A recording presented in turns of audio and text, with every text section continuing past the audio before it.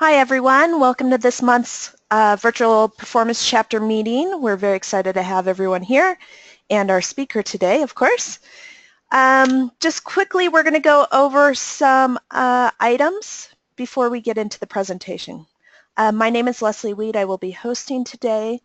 The virtual performance chapter information is here with the Twitter, hashtag, website, discussion list, and email. Feel free to reach out to us if you have suggestions or if you would like to speak in the future. We're always looking for speakers, so if you have a good topic, please let us know. Or if you have a suggestion of a topic that you'd like somebody else to speak about, let us know also, and we'll try to find a speaker for that. So quickly about GoToWebinar, I know most of you are veterans in this arena, but if you happen to be new, in the sidebar there is some assistance menus. You can raise your hand. I will privately chat with you and try to figure out your problem. We do recommend maximizing your screen, and you can go ahead and type questions at any point in time. For this presentation, we will be pausing periodically to review your questions and try to get some of those answered.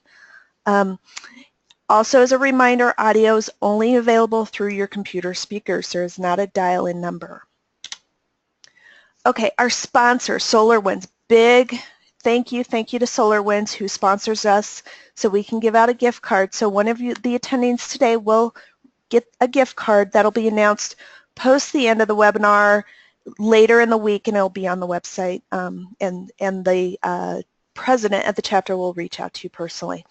So thank you again, SolarWinds. That's awesome stuff. All right, PASS Summit is coming up in October. Brandon, are you going to PASS Summit this year? I'm speaking, actually. Ah, see, there you go. You guys get a little precursor or one of the speakers from Summit. So Summit is in October. This is a fantastic get-together of all the SQL professionals. Great sessions go on there. We get to hear about more in-depth advanced stuff, and we get to hear about new things coming up and any other of those topics that you need to hear about, and fantastic networking, right? So people you get to know that's really experts in certain areas of the field that you can connect with, you know, throughout the year and ask questions and ideas with. So the virtual chapter discount code is here posted on this one. If you do register, you're welcome to use that discount code at any point in time. That is also available on the website too. So once again, the discount code, that is in October. Look forward to seeing you all there. All right, Passion Award nominations are being accepted right now. Deadline is September 1st, which is right around the corner. So if you do have anyone that you know is passionate about the community, gives back, all that stuff, please feel free to nominate those people. It's good for those nominations to come in. So if you have somebody in your local area that really helps out a lot, please get those nominations in. Okay, upcoming PASS events, Excel BI Virtual Conference Webinar Series. This is completely new to me. I have not heard of this. So that looks very interesting. And then we've got the 24 Hours of PASS. This is a preview edition that you can watch webinar style. Okay, upcoming SQL Saturdays. If you are looking for something that's not on this list, go to www.SQLSaturday.com. You can look past August and October. So some great ones. I would love to go to Singapore. That would be fun. Volunteering opportunities, there's lots to do out there, both on local level and national level. So if you are interested in volunteering on something, please reach out. There's more than just this virtual chapter that is always looking for people to help head those chapters. So please visit that site if you are interested in doing that. Okay, and a little reminder to stay involved in your community. So if you need more information about that, SQLpass.org, lots of stuff there. And our presenter this month, we're very excited to have Brandon Leach from SurveyMonkey with us. He's a senior DBA. He's going to be talking about databases, allocation units, IAM chains, oh my, SQL Server storage internals. That's a big mouthful. Brandon, I'm going to make you presenter now. And this will be fun. Thank you. My slide deck, as it were. So thank you all for having me. I love doing these virtual chapters and SQL Saturday presentations and everything. Um, you know, I've been involved in IT for over 15 years at this point, and it wasn't until I found the SQL community that I really found my home. I really encourage you all to get involved, whether it's helping out with the VCs, local user groups, or SQL Saturdays, or anything. It really makes a huge difference in your life and your career. I'm where I am today directly because of that community. If it wasn't that community, I would not be working for SurveyMonkey. I would not be speaking at Summit or anything like that. So I've got some basic contact info listed here. You can feel free to reach out to me either on LinkedIn, Facebook, or on Twitter. I'd really recommend Twitter. I'm usually a bit faster to respond there. Also, you can email me. My email is simply brandon@sqlservernerd.com. But one thing about me is I'm a bit crazy. Like I have to dig into things. I have to learn how things work. So people have asked before, why should we learn the internals of SQL Server? Well, what reason should we have to go that deep? And my response to that is simply that the more you understand about something, the better decision you're going to be able to make. If you truly research a topic, you will save yourself a lot of time and trouble down the road because you'll be able to spot and avoid issues better. You'll be able to eke out better performance. We all know that a lot of companies, they don't necessarily want to buy the hardware that we'd like, or getting people to tweak code can be difficult. Well, if you understand the internals, you can better make those arguments. And you may be able to get that better hardware. You may be able to realize that you don't necessarily need that hardware. You need to instead do X, Y, and Z. So learning this stuff is a real boon. So this area is the internals is a rather large topic. So some things that we won't actually cover today are things like log internals. I really do recommend that you study up on the transaction log and how it's used. The log can be a big bottleneck in your system, and it can have performance issues if it's not tuned correctly. There's a great presentation from Mike Hilwig, which is called What the VLF? And he really goes deep into explaining how the log works, how you can tweak it, what are the best practices. I really recommend that you look up that presentation at some point. We're also not going to talk about query processing or memory internals. What we're going to do is we're going to focus on the data file. What does the data file look like, and why do we have certain best practices?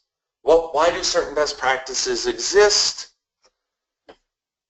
And use that to kind of help you get over that initial hump, so to speak, or initial bump.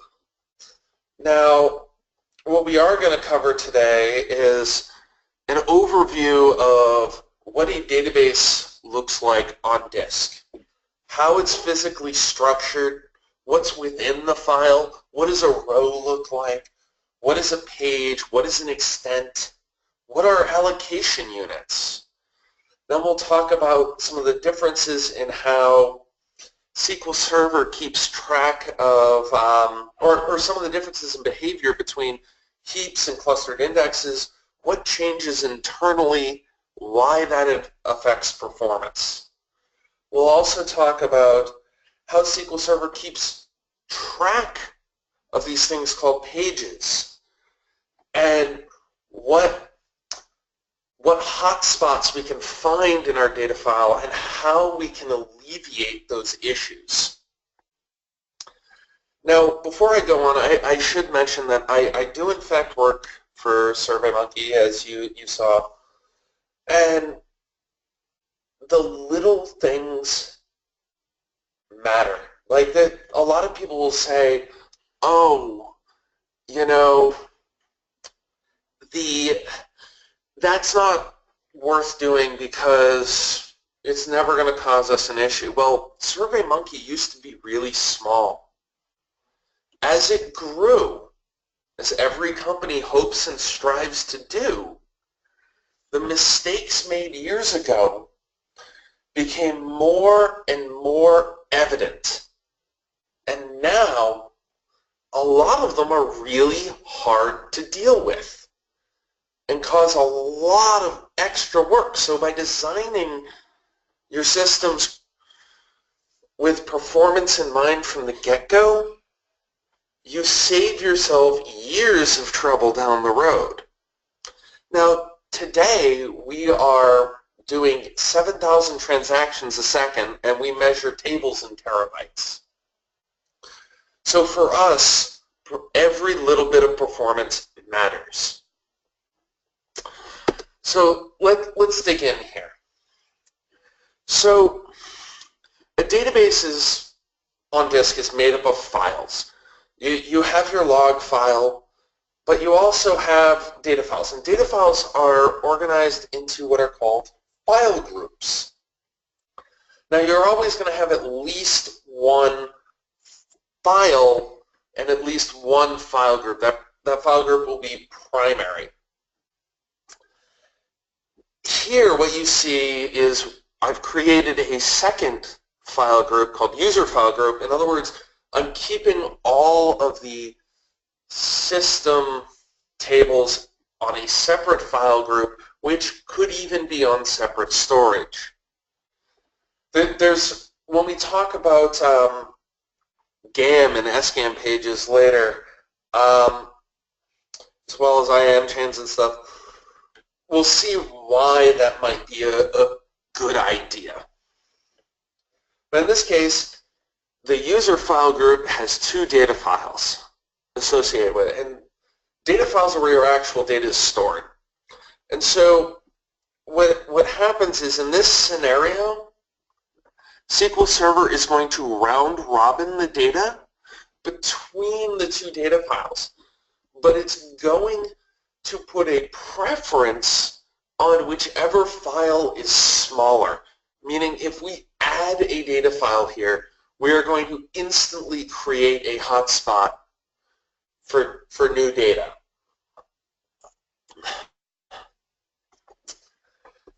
Now, a data file itself is made up of what are called pages. And these pages serve a multitude of purposes.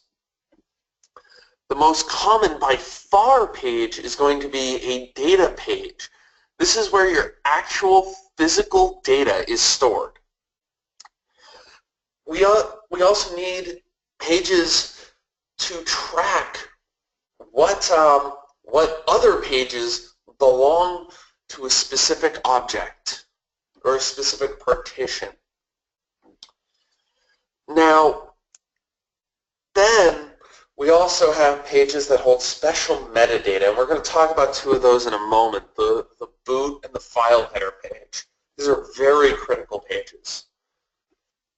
But all pages are 8K in size, right? And they also have, they're grouped together into what are called extents. So if we do a quick bit of math here, we'll find out that 8 kilobyte data pages, well, that's 64K.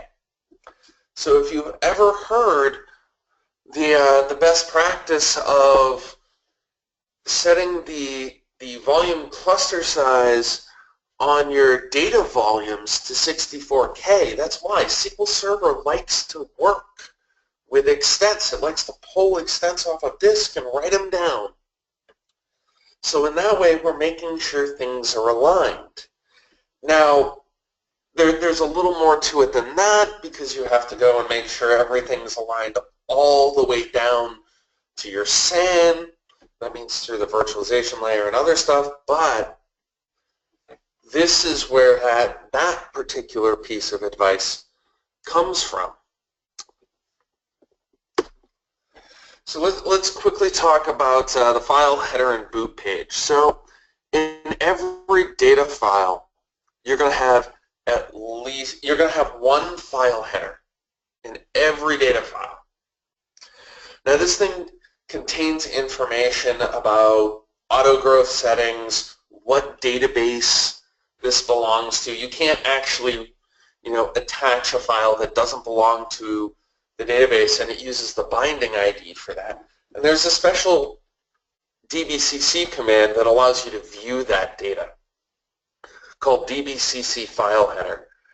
Now, I should note here that I am going to show you a lot of tools today, a lot of undocumented tools. And while I absolutely don't want you to run these in production, really you should run them in an isolated environment, I think that showing them to you so you can explore and learn, basically take what you learned from this presentation and go further with it, that's how I'd love to see you use these tools. Just don't run them on a production server. That's all I ask. So in addition to the file header page, there is the single most critical page in your database, and that is the boot page. If corruption enters this page, you have no other recourse except to do a restore, and if that's not an option, prepare to spend an arm and a leg with a data recovery specialist, probably Microsoft. There is no way you can actually repair the corruption in this page. So this is always page 9 in the first file of the primary file group. So you're only going to have one per database. And it contains information like relating to backups, when the database was created, the last time CheckDB was run, a lot of stuff. And unfortunately, while it does have a special command, dbcc dbinfo, it does not output it in an easy to read manner. Let me show you these two pages real quick here. There we are. So you'll notice that when I print out file header here, and by the way, I've listed on all these commands what the parameters are so that you can use them easier. So thankfully I have zoom in here. So if I zoom in, this outputs a table, and we can see the binding ID. We can see the growth information. We can also see the information relating to backups. And as you can see, there's actually quite a good bit of information in here for backup and restore operations. However, when we go to view dbinfo, if I just run this, you'll notice, yeah, we get something, but we don't get much, and it's far less readable. So if I go back for a second and I run it with this trace flag 3604. we're going to get a bit different. Basically, 3604 is a trace flag that will cause anything that would be dumped to the error log to be dumped to the console instead. In this case, it's going to allow us to see more information. So we're going to turn this on and run the command again. And you can immediately see we get more information now. And some of this stuff is rather interesting. There's stuff in here about database mirroring. You'll see towards the bottom there that I've never, in fact, run dbcc checkdb against this against this database that's represented by January 1st of the year 1900. But yeah, there's some good stuff, and we're going to use that trace flag again in a moment, or a little bit. So if I go back here, let's get to the real stuff. So this is a general overview of how your row is laid out on a data page. As you see, rows fit onto pages. And since a page is limited to 8K in size, we ideally want these really small. So if I can fit 10 rows on a page, and I can fit 20, I'm going to get a performance boost by fitting that 20. And this has some interesting information that will help us achieve that. So the first thing we're going to find in our row is a header. Now the first 2 bytes of that header are going to be flags, information about that row. For example, is that row marked for deletion? What type of row is it? All sorts of goodies relating to that. The next thing we're going to find right after that, those flags in the header, is a pointer to what is called a null bitmap. Now, this null bitmap is interesting because it's an optimization for SQL Server to be able to say, well, hey, I know this row doesn't have a value, so I'm not going to go, or sorry, this column doesn't have a value, so I'm not going to go and search for it. I'm just going to output null.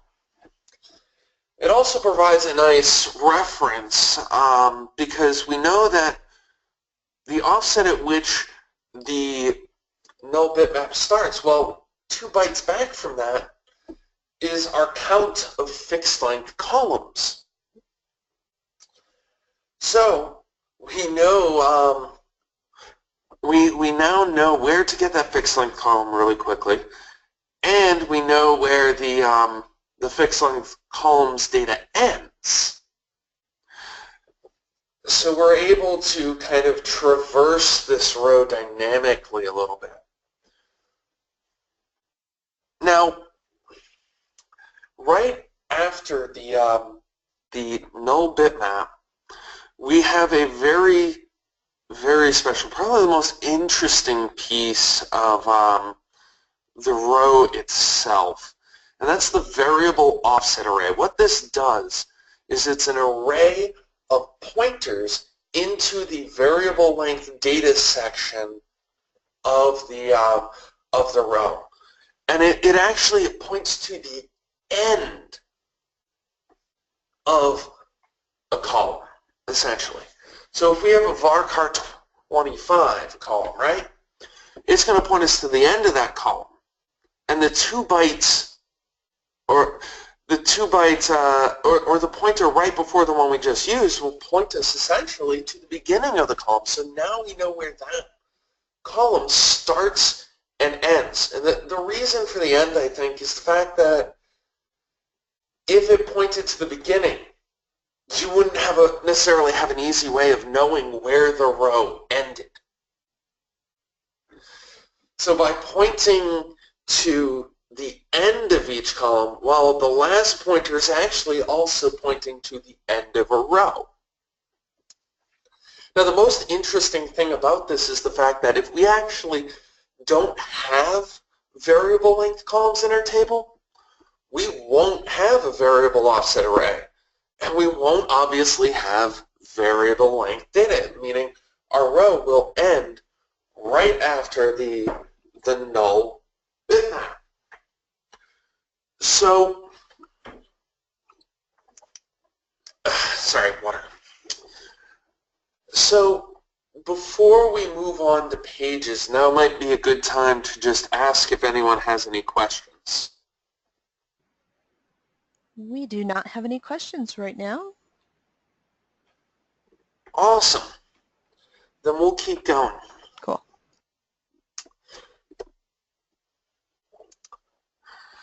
So in regards to rows have to fit on a page. And SQL Server has more optimizations here. Now, as I mentioned, the more rows we can fit on a page, the better. I'd rather pull 40 rows in 8K than 20 rows in 8K. See, what SQL Server does when it reads, when you have to read a row, it doesn't just pull the row, it pulls the entire page into memory and keeps it there. The idea is if it has to read the page several times, it doesn't want to have to keep pulling it, right? So the number of rows per page is what's called our page density. This can make a huge difference. I had to deal with a table at one point where it was generated by this random tool and based on this file. And the file had 400 columns in it. And when the tool created the table, it just created everything varchar 8000 and padded it. Well, one of the problems there was immediately the number of rows per page. And we'll talk about allocation units in a minute, but let's just say the page density was very low and this process was extremely slow. It ended up being a 60 gigabyte table. And when we actually started putting proper data types on, we dropped it down to from 60 gigabytes to about 2. And magically, what was taking hours to run was running in a couple minutes. You know, it was wonderful. So at the top of our page, we also have a header. And this header contains things like, are there any records marked for deletion on this page? What is the type of the page? What's the next page? What's the previous page? All this good stuff. But at the bottom is this interesting thing called the slot array. And this slot array works backwards. In other words, it starts at the end of the page and writes backwards towards the top. You know, bottom level, next, next, next, etc. And what this slot array does is it effectively defines order within the page. Now that has an interesting side effect. So I'm sure many of you have heard the fact that order is not guaranteed within a select unless you do an order by. And this is kind of why. So the what happens is when a select is going and doing a scan, it knows it has to read all the rows. It doesn't really care, you know, what order they're in. So if rows may move from where they're inserted, right? So they may not be in correct order on the page. And so this select isn't going to bother reading this slot array. It's just going to output them in the order it finds them on the page. And so, some people like to say, oh, I created this table and inserted a bunch of rows and they all came out in order, so it puts it out in order. No, it just means the data hasn't moved, the rows haven't moved within the page or to other pages.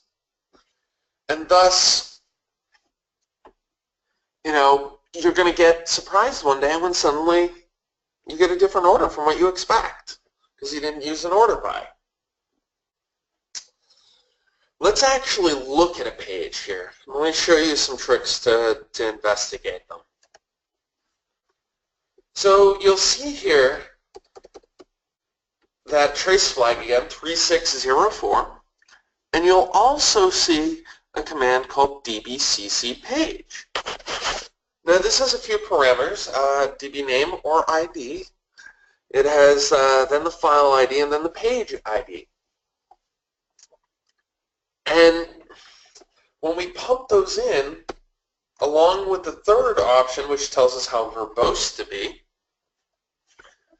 what you'll see is that we actually view that physical page. And so I'm going to scroll down here to some interesting stuff. And yes, here we go. So one of the things you'll see here is under where it says page in the bottom right of that section, you'll see m_ghost record count. What that does is that tells us there are no rows on this page marked for cleanup. In other words, deletion. You see, when you actually run a delete command in SQL, what happens is it doesn't actually physically remove the row at that time. What it does is it marks the row, sets a flag in the header, and it sets a flag in the page header as well.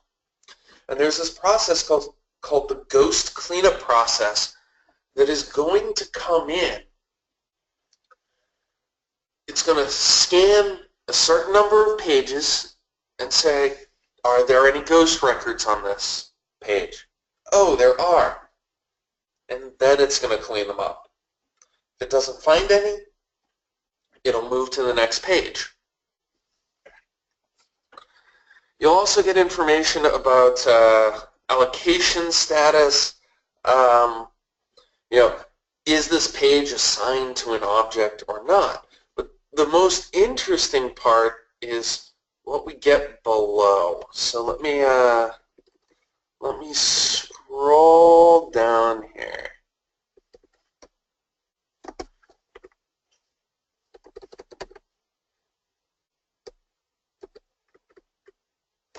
All right. So what we actually see here is interesting. This is output of the actual column values.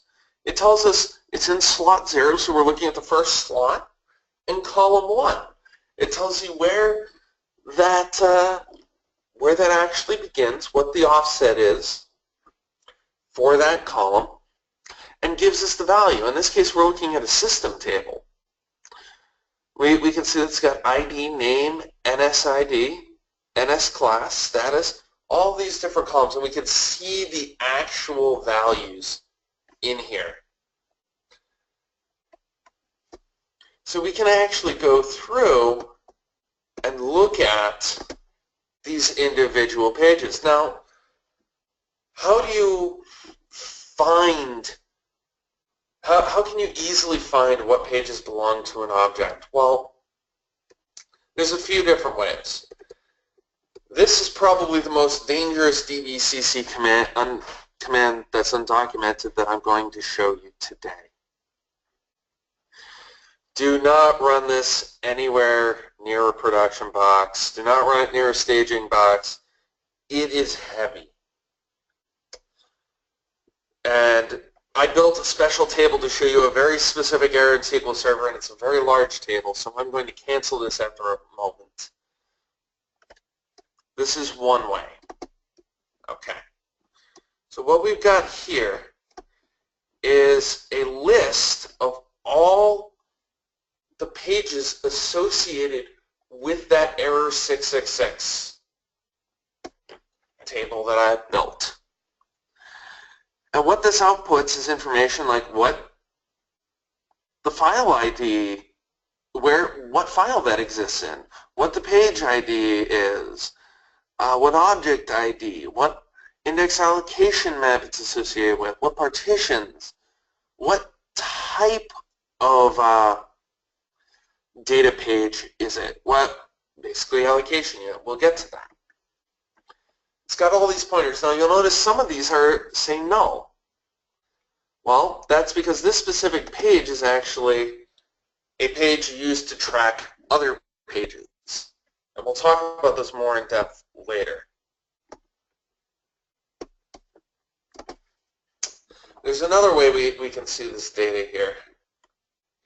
Two ways, actually. So the first, which I'm going to show you, is using this function, phys.log formatter. And what this does is it gets used on a virtual column. This is a column that doesn't actually exist. And it simply provides a var binary blob that tells us where that row lives. So what we've got here after I run this is where you see no column name, that's actually the physical address of that row. It's in file 1, page number 1,689,019 in slot 0, right? That's great if we just want to look, but what if we need it in table format for whatever reason? Well, we can do this. We can cross-apply with this other function, physical location cracker, and this table has one column called value, by the way. So what we get is file ID is its own column, page ID is its own column, slot ID is its own column, and then I've outprinted that binary blob for you, just so you can see what it looks like. Now personally, I prefer to use formatter instead of cracker. A little easier for my use cases. Anyways, let's go back and talk about allocation units. Before we do that, do we have any questions on pages? Yes, we do. Awesome. What does dbfrag ID equal 1 mean from the output of dbcc page? So, dbcc frag ID? dbfrag ID equals 1. You know, I'd actually have to look that one up. There's a lot of information in there, and I would assume maybe it has something to do with fragmentation, but let me do some research and get back on that one. Okay. Does select with an order by use the slot array? Well, yeah. Okay. Well, actually, no, it doesn't. It doesn't need to. What it'll do is it'll use a sort operator because it's already pulling out all the data, so it's going to sort it not by the slot array, but by whatever you specify. What will use the slot array is a clustered index, or really any index, because it's going to have to put the row in the correct place. But select with an order by will not use the slot array. It doesn't need to. Excellent. Cool. Okay, and this is kind of a large question, but how does a database corruption happen? How to take steps to avoid this happening? Well, database corruption happens because there's a lot of external variables. I mean, something could happen with the SAN, something could happen with the network between the SAN and your server. I mean, everyone will see corruption eventually.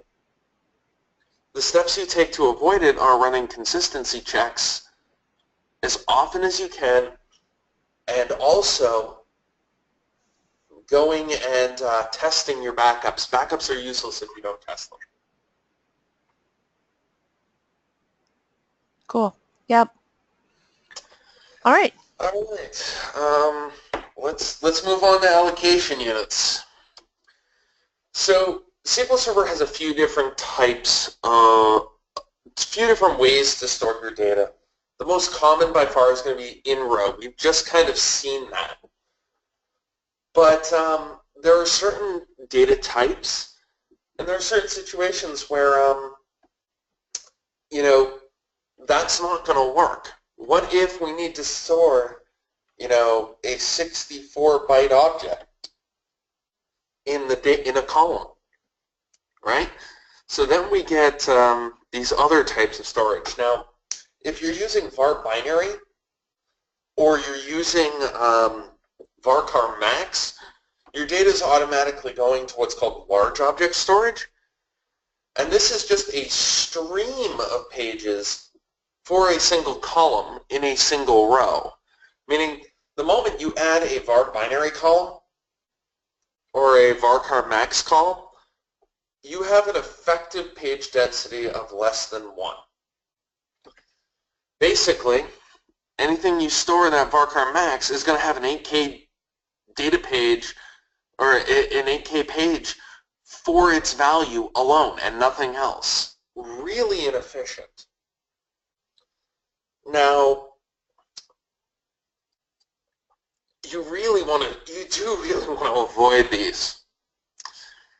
There's another interestingly named type of storage though that's really kind of a halfway point, because with blob storage you can't really you can't share those pages between rows if you only use part of it. With slob storage, or the worst name ever, small large object storage, SQL Server can actually say, okay, well, these two rows, their values can fit on a page together, so they will. Now, SQL Server will often use this for row overflow, and it's still slower than direct in-row, but it's not as bad as large object or lob. What will happen is in your row itself, a pointer will be placed either to a page in large object storage or to slob storage. So these are some things to consider, and there may be reasons. There have been times where people wanted certain columns to go to slob storage rather than keeping it in row. Maybe those columns are really infrequently accessed and they take up a lot of space. But I might argue that just move them to a new table. It's probably a better way of doing it. You know, vertically partition that table. Now, let's talk about heaps for a minute here. So heaps are really great. They're just for inserts, right? It's always, as soon as you create a table, unless you create it with a clustered index, it's a heap. This is, I kind of liken this to the laundry on the floor, right? You pull the laundry out of the washer and just dump it on the floor. It's real fast, but pulling anything out of that is tough. Finding anything in it is next to impossible. There's some considerations with heaps, though, that we really have to take. First is every heap has a hidden column. It's got an 8-byte row identifier that uniquely identifies the row. Also, what can happen is rows, if they're modified, may be forwarded. What that means is that SQL Server will go into that data page and it will pull the row out and insert a row that is just a pointer to the new location of the row you modified. which means anything coming in to find that row, say from an index, well, the non-clustered index is going to point at the forwarded record and realize it's got to do yet another lookup. So now we've degraded performance for that specific row. The other thing is that, as we delete data, it's going to put gaps in the file. And so SQL Server is going to, as it goes through, okay, can I insert it here? Can I insert it there? This is a performance killer over time, so you're going to want to rebuild these tables periodically. And obviously reads hurt because, well, you have to go through everything. But clustered indexes don't completely escape from this. So I often ask people with this presentation, how many actually specify the keyword unique on their indexes? Because there is a limit to how many of the same value you can insert into SQL Server in a clustered index. And the reason is also a hidden column. So what happens is when you don't specify unique on your clustered index, SQL Server has to still uniquely identify that row. But this time it appends a 4-byte grid. And well, why they didn't just make it 8, I don't know. But it does this interesting thing. It assigns that grid on a per value basis. So basically value groups is how it refers to them. So if I have an integer for a clustered index and I insert the value 1, well, I'm going to get rid 1. If I insert the value 1 again, I'm going to get rid 2.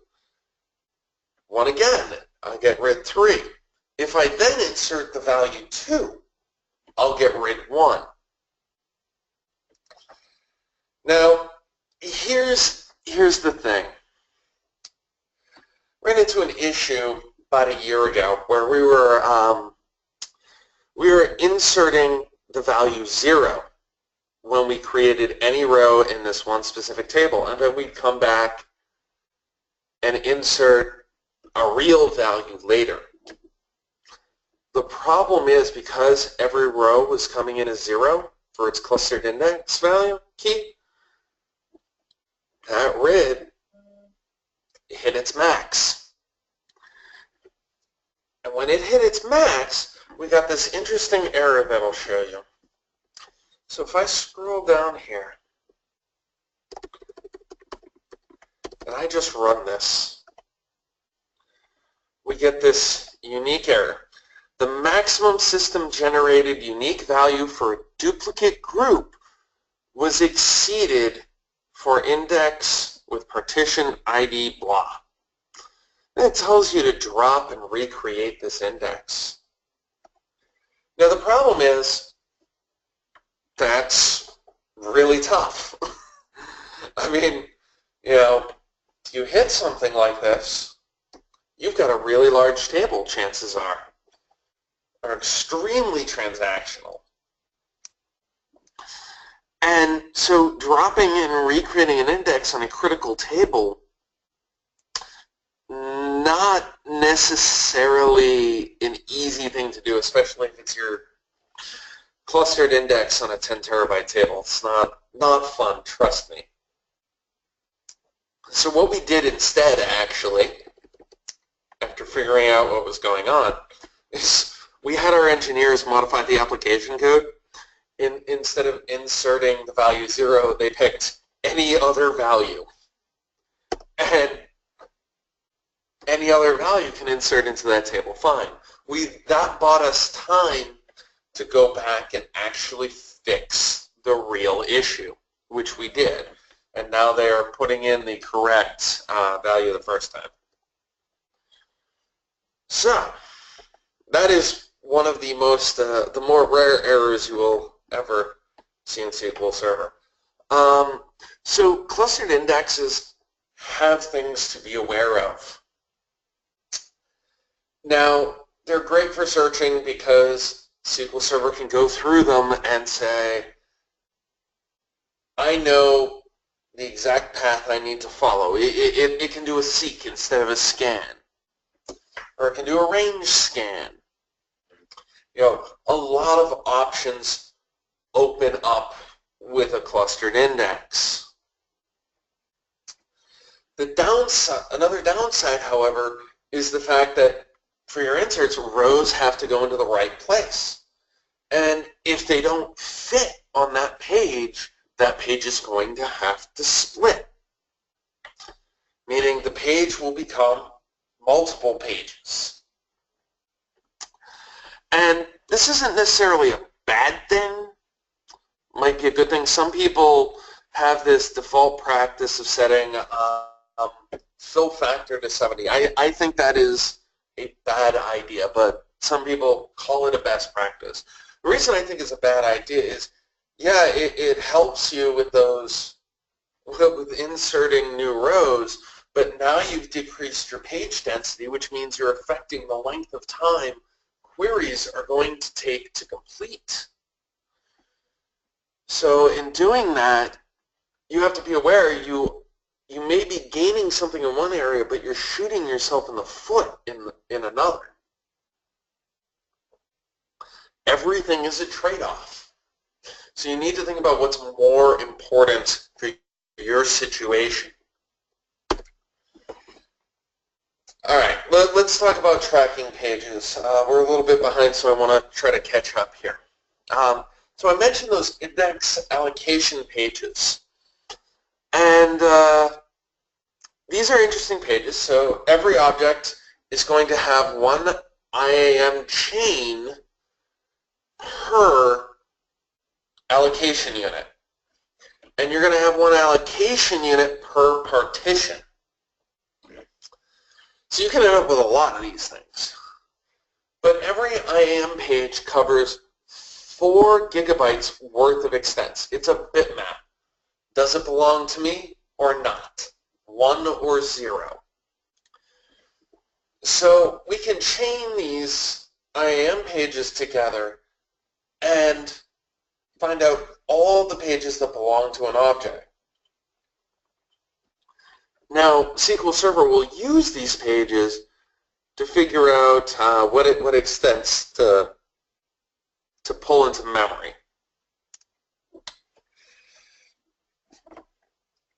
So, real simple, really easy method for it there. There are other pages, though, and this is where we can see a lot of contention. So, people have heard the advice, oh, add multiple data files to reduce contention in your database, right? And that's good advice, and here's why. We have these things called GAM pages. They cover 4 gigabytes worth of extents, much like IAM chains. You'll notice a pattern emerge here. And they're also bitmaps, but they specify a different thing. They say, is this extent available for allocation? In other words, has it been assigned to an object or not? If we have a table and we need to add another extent to it, what will happen is SQL Server will look at these pages and say, okay, I can allocate this one to my table. Now, think about where this happens a lot. Where do we do most of our allocations? Well, that's TempDB. TempDB always has a ton of allocations. So it's good to do this with TempDB as well as our actual main databases. And some people say add, half the number of cores in your system. Some people say add the number of cores in your system. Really, I would suggest, start off with, depending upon how many processors you have, start off with 4, right? Don't do more than the number of processors you have or cores you have, but start off with 4. and add from there in multiples of 4 or 2.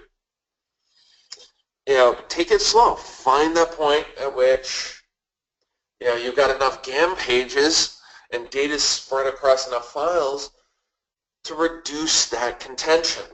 Because these exist at every 4 gigs in your file, and they're constantly hammered. So in that way, you'll reduce the hotspots. There's another piece here, though, too, and that's mixed extents. So these are also bitmaps, but they're used to track kind of something from the olden days. Now, in 2016, I believe this is no longer an issue, but I would verify that before making the assumption.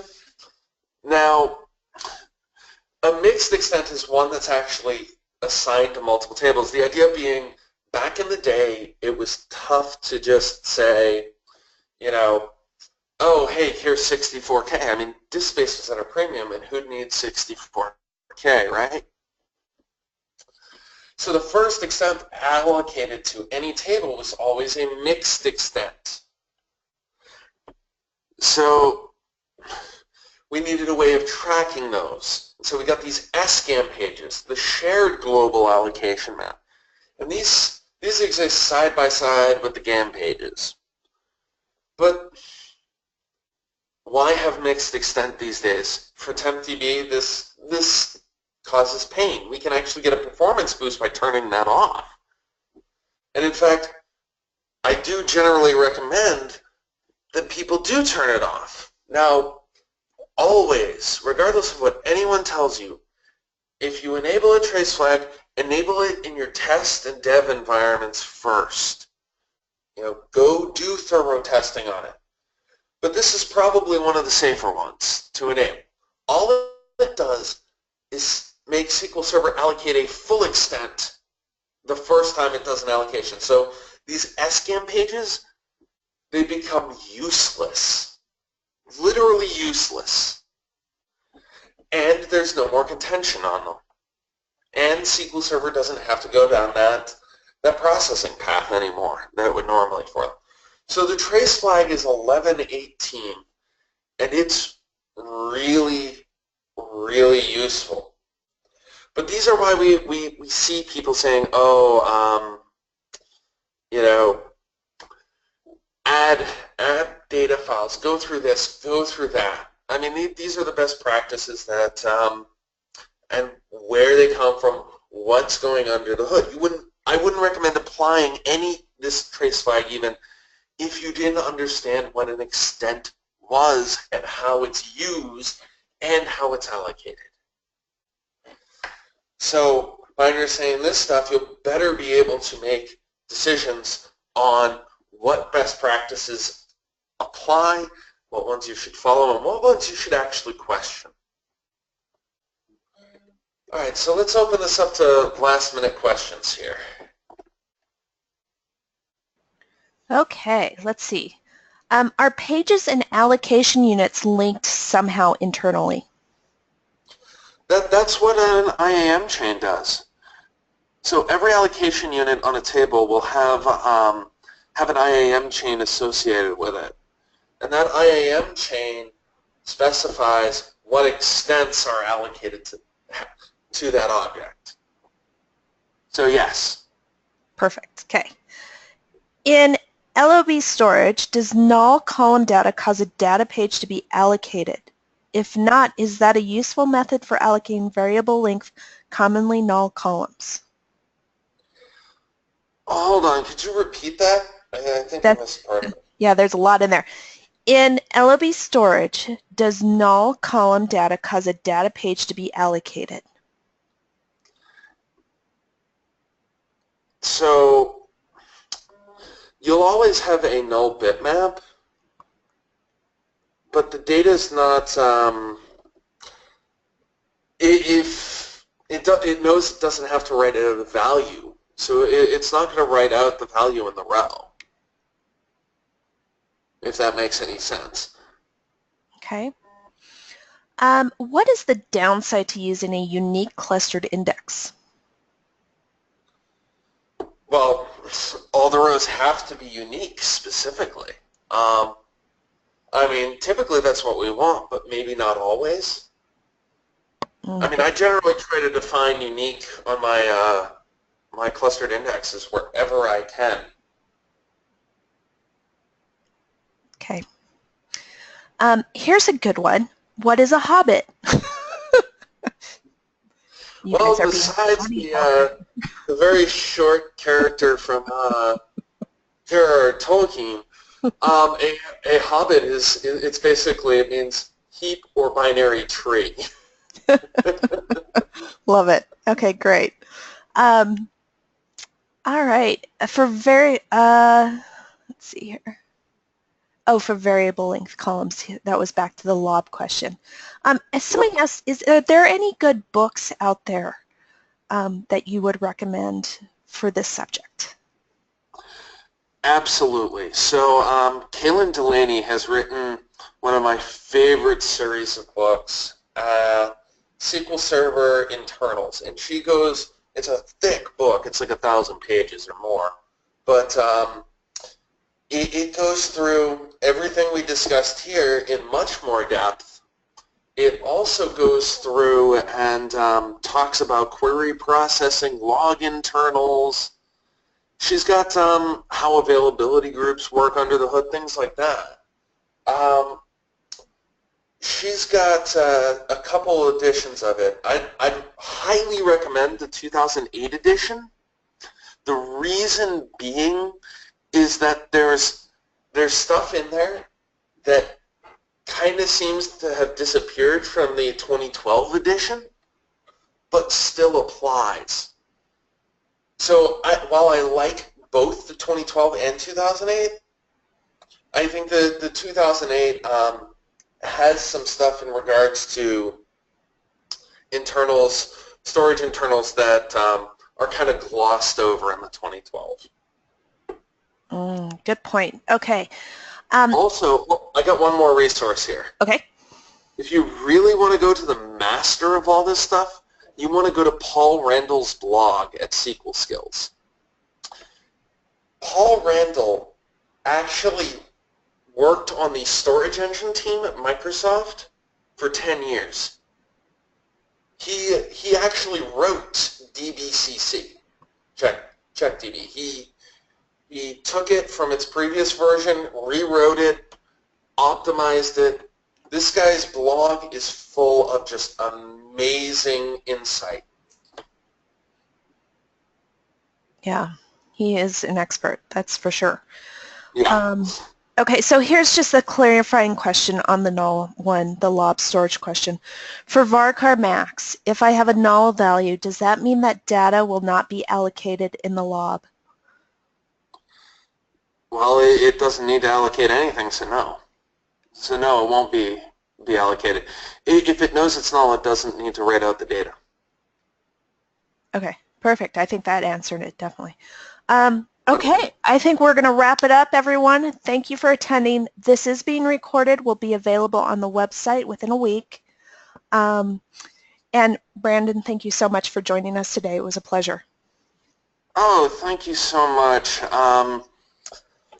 Will I be able to actually download the recording? You